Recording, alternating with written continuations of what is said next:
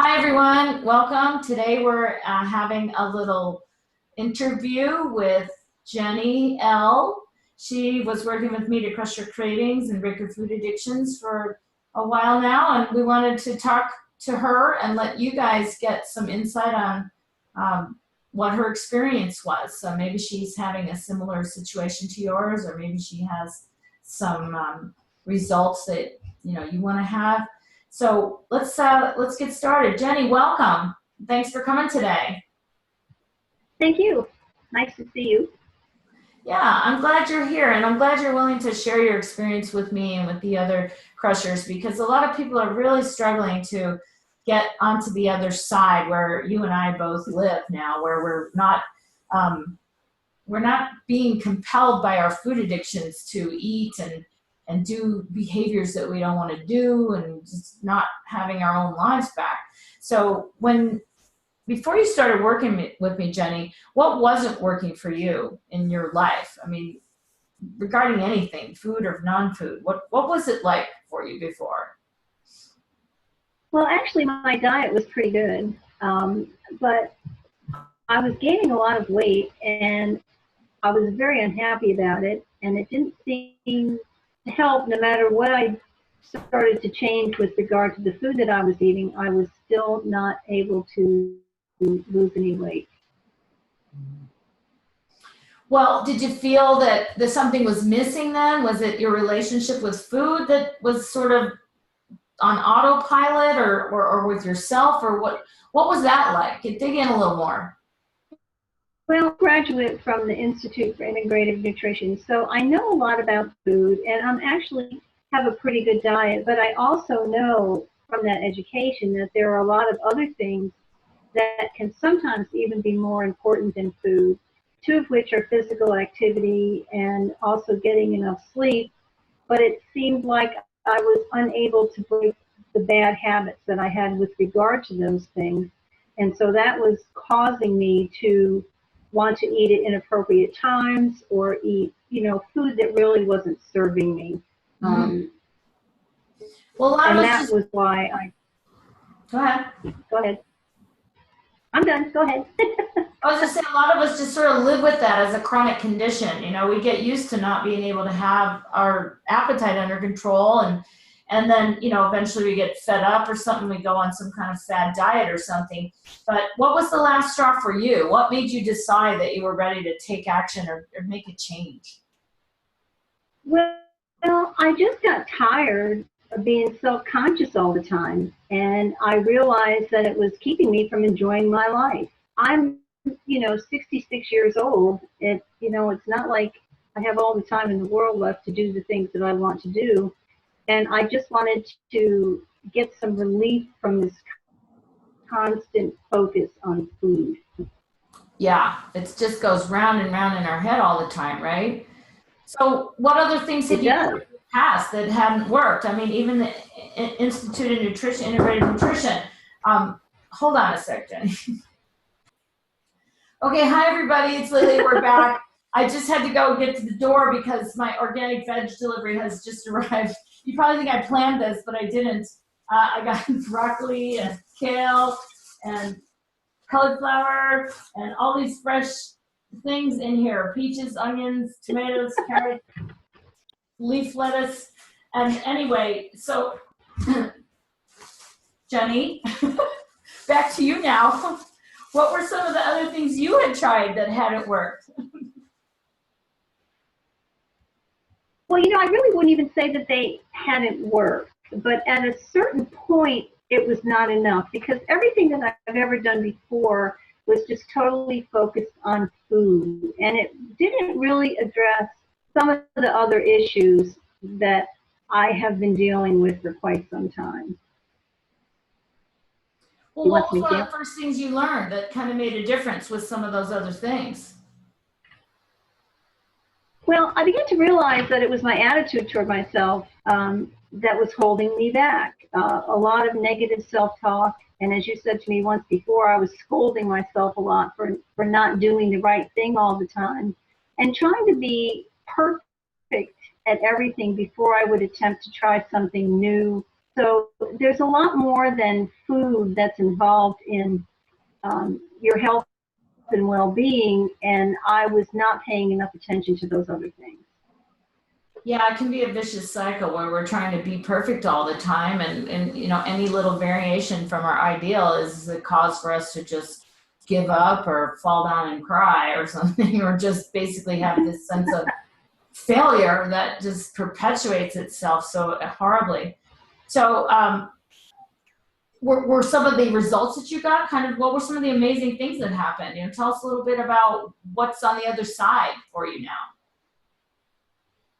Well, I gained some clarity about what I was doing, and I started to relax a little bit more and realizing that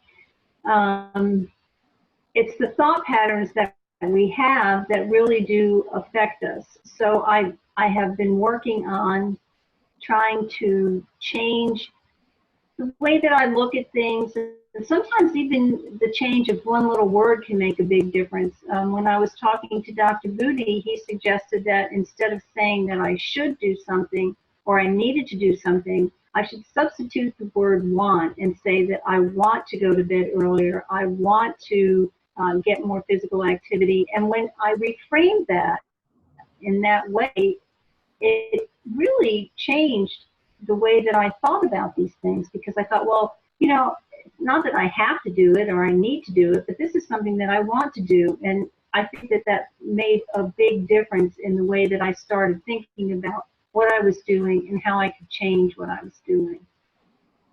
Oh man, that's awesome to hear. I mean, we actually have so much freedom, so much more than we realize. And being able to use it to our advantage is half the half the battle right there. Changing those negative thoughts. What were some of the things that you used to say to yourself? Because I'm sure some listeners can probably relate right now. Well, I would berate myself for, you know, not doing the things that are, Can you say that again, Jenny? You kind of you know, faded just on that. anything that I did wrong, or I would do something, you know, actually, yeah, even little things like, if I was blending up a smoothie in the blender, and sometimes I don't put the lid on tightly, and I end up with a mess all over my counter, and I used to stare up and down and get upset with myself for what I was doing. And one day after I was in the program, that happened to me, and I just started to laugh. I thought, you would think after all this time I would know enough to put that lid on tight so that I would just happen. And as I was mopping up the floor and wiping down the counters, I thought, you know, this is just the way it happens. It's not a big deal. You know, just move on. The smoothie's still good. Well, that's awesome to hear, because that is all part of the sort of the self-critique that we just keep playing in our head. I don't know if it was our parents constantly correcting us in order for us to get better or what it is, but that energy can get really heavy and really negative, and it can kind of just keep us from achieving the goals that we want to have, including our weight loss goals and our food addiction goals. So do you think some of these are takeaways that you'll carry away with you? What in general do you think, and what specifically do you want to use going forward in your life?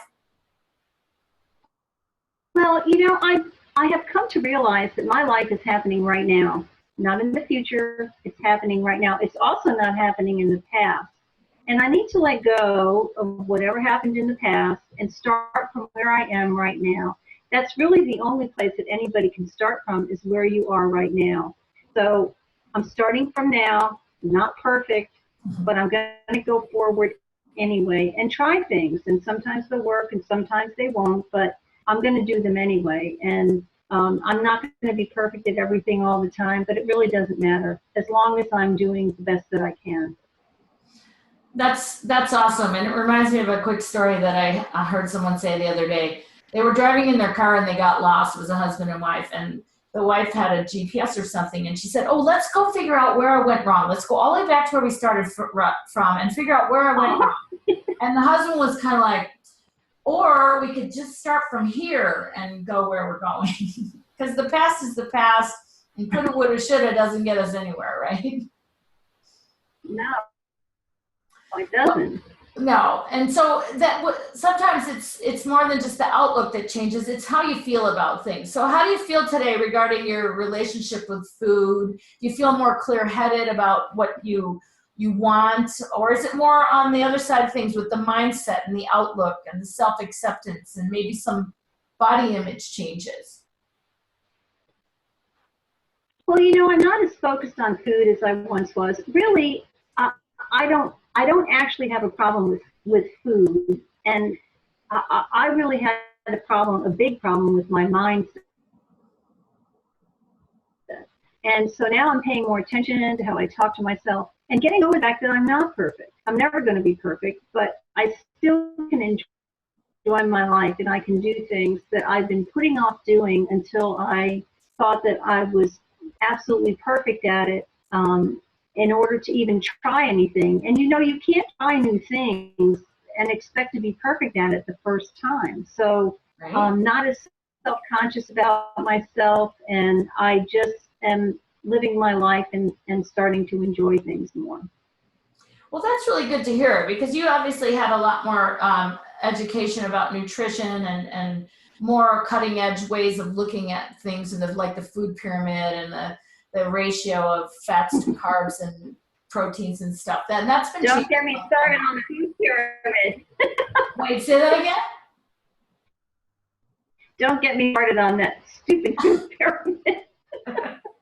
Yeah, I know. Well, of the principles that you saw inside the program, would you say that they're helpful towards people who are trying to be on the cutting edge of the current philosophies? And I know there's all kinds of experts everywhere, but with regard to breaking food addictions, do you think the principles are sound and easy to follow and not hard to understand at all? I don't think they're difficult to understand. Actually, I think that in some of the conversations that I've had with you and have heard you in conversation with some other folks who may not have a background in food, that it really can be very simple. Mm-hmm. You don't have to have an extensive background in food and nutrition in order to understand what's going on. And the other thing is that we're all different. There's something called bioindividuality, and one of the nice things about your program is that it is customized to meet the needs of whoever is taking the program. And I think that the crush calls that you do with individuals are probably the most helpful thing about the program. There are some good things in the modules. The clarity really helped me a lot. But I think that was in talking to you, and you were able to bring some things out in me that I had not thought about myself before. And that is what really helped me to move forward. Well, I'm really glad to hear that, Jenny. That's very rewarding because, I do this work. It's a passion of mine. And I know before I broke my own food addictions, there wasn't anybody to help me. And I struggled for years and years. And I worked at Weight Watchers. And, I had friends who worked at Jenny Craig. And I had friends who were trying all these classical approaches, and they just weren't working. And, it frustrated me. It frustrated clients who were trying to get there. And so I had to really come up with my own way and it really had to buck some of the conventional thinking and break some of the myths that everybody has been hearing since, the last 10, 15, 20, 30 years, depending on how old they are. And there's got to be some radical change in what they're doing because if you always do what you always did, you always get what you always got. And for most of us, myself included, that was not working. So I've created this, really best in the best program to help people who really know it from the inside out, people who know that they have a problem but they don't know what to do about it, and they don't want to go on another fad diet, and they don't want to pay for another crazy cuckoo scheme or some pill or some surgery or something like that as like it's a quick fix. So what I love about what you're saying today is some of the breakthroughs that you had to do a lot with what was going on with you. And that is the one common denominator that we always take with us into any solution that we look for. So I really appreciate you sharing your experience today, Jenny. And overall, would you say it's a good experience? You had good results and you'd recommend the program? Oh, definitely. It has really made a big change for me, and I'm moving forward with a couple projects that I had been dragging my feet on. And I'm really excited to get out of bed every morning and get started on the day. And I always look forward to talking to you because every time I learn something new, and I've learned a lot from this program, and it's really been very helpful to me. So I would definitely recommend it to anyone. Well, again, that's really great to hear. And you know, our relationship's not over, Jenny, because you're just moving over into the Dragon Riders group, and we'll be meeting every month over there. So the support goes on, and the friendships continue to grow, and the support is always there. New information is always shared. Successes and triumphs are always welcome. And so I'm so happy for what you've been able to achieve in this, and I'm anxious to see where you go next. And I look forward to staying in touch with you and getting to know any new people. So anybody out there who's watching, if you have questions, if you're wondering how this works, or how you can get some help and have the experience that Jenny and I have had, where we're on the other side of our food cravings, we're not addicted to food anymore, and we can run our own lives now and get some insight into how we want to do that and how we want to take them back and live them to our fullest. So thank you, Jenny, for showing up today and for working through this. And everybody else, I will see you guys next time. And again, if you have any questions, private message me if you're watching this on Facebook, or email me at liquidlythecrush@gmail.com, and we can set up a time to talk and see if there's something we can do to help you too. So meantime, keep crushing on. I love ya, and we'll talk to you again soon. All right? Lily and Jenny, checking out. Thanks, Lily. Bye, Jenny. Bye-bye.